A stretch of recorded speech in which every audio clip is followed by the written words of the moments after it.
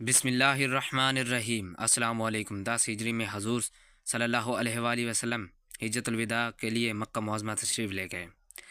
حج سے فارغ ہونے کے بعد حضور صلی اللہ علیہ وآلہ وسلم کو اپنے منہ اقدس تراشنے کے لیے کسی آدمی کی تلاش ہوئی۔ ایک صاحب رسول جو متراشی کا کام جانتے تھے حضور صلی اللہ علیہ وآلہ وسلم خدمت اقدس میں حاضر ہوئے اور بڑے ذوق و شوق سے اس خدمت کے لیے اپنے آپ کو پیش کیا۔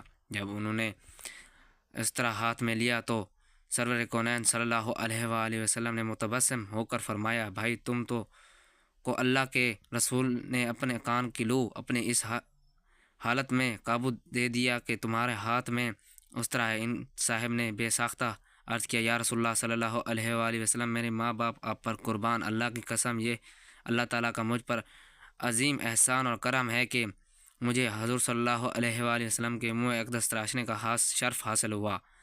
یہ صاحب رسول جن کو حجۃ الوداع کے موقع پر امام الانبیاء رحمۃ للعالمین کے منہ اقدس تراشنے کی سعادت نصیب ہوئی اور جنہوں نے اس خدمت کو اپنے لیے لازوال شرف اور افتخار کا باعث جانا، حضرت معمر بن عبداللہ رضی اللہ تعالیٰ عنہ تھے۔ حضرت معمر بن عبداللہ رضی اللہ تعالیٰ عنہ کا شمار سرور کونین صلی اللہ علیہ وآلہ وسلم کی نہایت مخلص جان و ساروں میں ہوتا ہے۔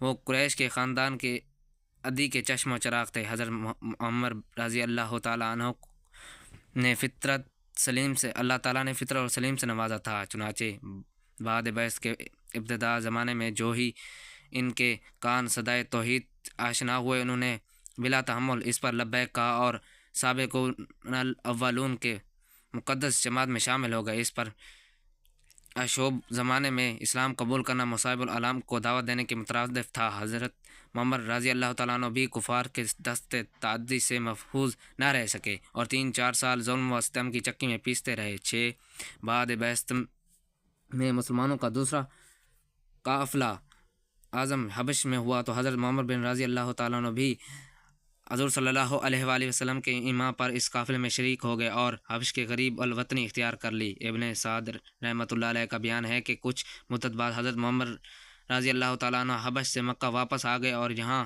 طویل عرصہ قیام کے بعد مدینہ منورہ گئے، لیکن ابن حشام نے لکھا ہے کہ وہ اس جماعت میں شامل تھے جو غزوہ خیبر کے موقع پر حضرت جعفر بن ابی طالب رضی اللہ تعالیٰ عنہ کے ساتھ حبش سے مدینہ منورہ پہنچی تھی۔ اس طرح ان کو ذوالہجرتین یعنی 2 ہجرت کرنے والے کا شرف حاصل ہوا۔ اگرچہ اہل سیر نے صراحت نہیں کی، لیکن قیاس غالب یہی ہے کہ غزوہ خیبر کے بعد کے تمام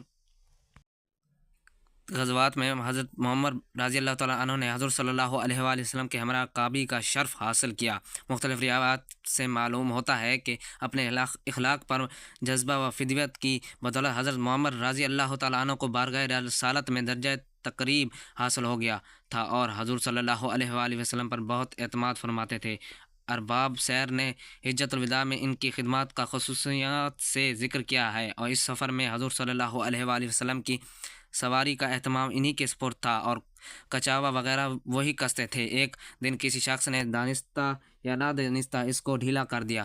خیر رات تو اسی طرح گزر گئی۔ صبح ہوئی تو حضور صلی اللہ علیہ وآلہ وسلم نے حضرت معمر رضی اللہ تعالیٰ عنہ سے مخاطب ہو کر فرمایا، رات کو کچاوا کا تنگ ڈھیلا معلوم ہوتا تھا۔ حضرت معمر رضی اللہ تعالیٰ عنہ کو بڑی ندامت ہوئی اور انہوں نے عرض کیا، یا رسول اللہ صلی اللہ علیہ وآلہ وسلم، میں نے تو حسب دستور کس کے باندھا تھا، شاید کسی نے اس خیال میں ڈھیلا کر دیا کہ مجھ سے یہ شرف چھین جائے اور آپ کی خدمت کسی دوسرے کے سپرد کر دیں۔ حضور صلی اللہ علیہ وآلہ وسلم نے فرمایا، تم اطمینان رکھو، میں یہ خدمت تمہارے علاوہ کسی دوسرے کے سپرد نہیں کروں گا۔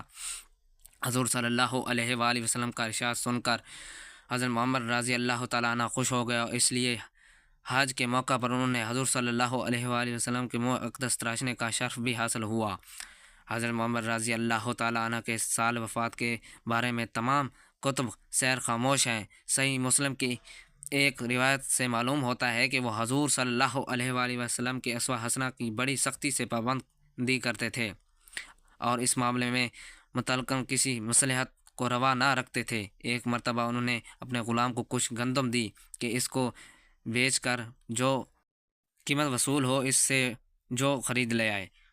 غلام نے گندم بیچنے کی بجائے اس کو جو سے بدل لیا اور جو کی مقدار گندم کی مقدار سے زیادہ لی۔